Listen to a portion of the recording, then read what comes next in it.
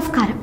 ഇറാനെതിരെ അമേരിക്ക നടത്തിയ ആക്രമണത്തിനുള്ള പ്രതികാര നടപടികളാണോ ലോകത്തിന്റെ വിവിധ ഭാഗങ്ങളിൽ ഇന്നലെ നടന്ന ആക്രമണങ്ങൾ?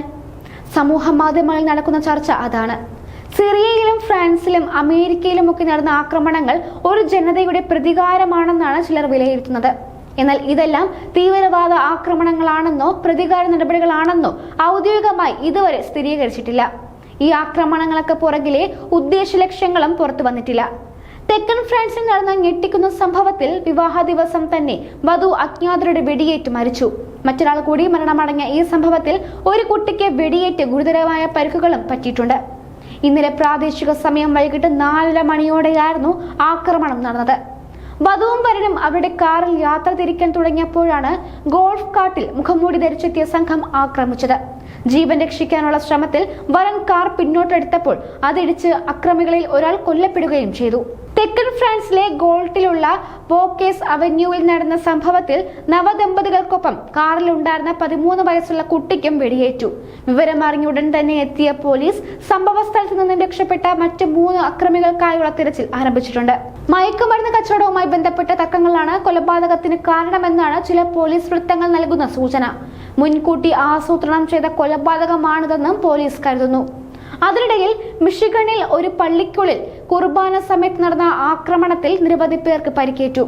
മിഷിഗൺ വെയ്റ്റിലെ ക്രോസ് പോയിന്റ് പള്ളിയിൽ ഞായറാഴ്ച കുർബാന നടക്കുന്നതിനിടെയാണ് ആക്രമണം നടന്നത്. ഏകദേശം 31 വയസ്സുള്ള ഒരു വെള്ളക്കാരനായ വ്യക്തി തന്റെ ഗോൾഫ് F-150 പള്ളിക്കകത്തേക്ക് ഇടിച്ചു കയറ്റുകയും അലക്ഷ്യമായി ജനക്കൂട്ടത്തിന് നേരെ തുരുതുര വെടിയുതിർത്തുകയുമായിരുന്നുവെന്ന് പോലീസ് പറയുന്നു. അക്രമി ആരെന്ന് ഇതുവരെ വെളിപ്പെടുത്തിയിട്ടില്ല. അന്വേഷണം നടന്നുകൊണ്ടിരിക്കുകയാണ്. പേര് വെളിപ്പെടുത്താത്ത അക്രമി പള്ളിയിലെ സുരക്ഷാ ഗാർഡിന്റെ വെടിയേറ്റ് മരിച്ചതായും പോലീസ് അറിയിച്ചു. വെടിയുതിർക്കുന്നതും പള്ളിക്കകത്തുണ്ടായിരുന്ന വിശ്വാസികൾ ഭയന്നോടുന്നതും ഒക്കെയുള്ള ദൃശ്യങ്ങൾ പുറത്തു വന്നിട്ടുണ്ട്. ഭയന്നോടുന്ന കുട്ടികളുടെ നിലവിളികളും അതിൽ കേൾക്കാം. കുർബാന ആരംഭിച്ച ഏകദേശം അരമണിക്കൂർ കഴിഞ്ഞപ്പോൾ 11:30യോടെയായിരുന്നു വെടിവെപ്പ് നടന്നത്. സിറിയയിലെ ഒരു ക്രിസ്ത്യൻ പള്ളിക്ക് നേരെയുണ്ടായ ബോംബ് ആക്രമണത്തിൽ 22 വിശ്വാസികൾ മരിക്കുകയും 63 പേർക്ക് പരിക്കേൽക്കുകയും ചെയ്ത വാർത്ത വന്നതിന് തൊട്ട് പിന്നാലെയാണ് ഈ സംഭവം.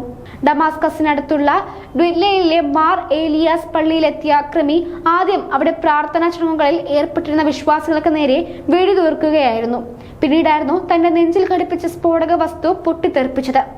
പരിക്കേറ്റവരിൽ കുട്ടികളും ഉൾപ്പെടുന്നു എന്നാണ് വിവിധ മാധ്യമങ്ങൾ റിപ്പോർട്ട് ചെയ്യുന്നത്. ഇസ്ലാമിക് സ്റ്റേറ്റിന്റെ അംഗമാണ് പൊട്ടിത്തെറിച്ച വ്യക്തി എന്ന് സിറിയൻ ആഭ്യന്തര മന്ത്രാലയം പറഞ്ഞു. എന്നാൽ ഈ സംഘടനയും ഇതുവരെ ഈ സ്ഫോടനത്തിന്റെ ഉത്തരവാദിത്തം ഏറ്റെടുത്തിട്ടില്ല. വർഷങ്ങൾക്ക് ശേഷമാണ് സിറിയയിൽ ഇത്തരത്തിലൊരു സംഭവം ഉണ്ടാകുന്നത്.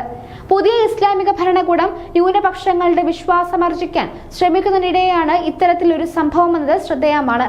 തീവ്രവാദ സംഘടനകളുടെ ചില സ്ലീപ്പിംഗ് സെല്ലുകൾ ഇപ്പോഴും സിറിയയിലുണ്ട് എന്നതിലേക്കാണ് ഈ സംഭവം വിരൽ ചൂണ്ടുന്നത്.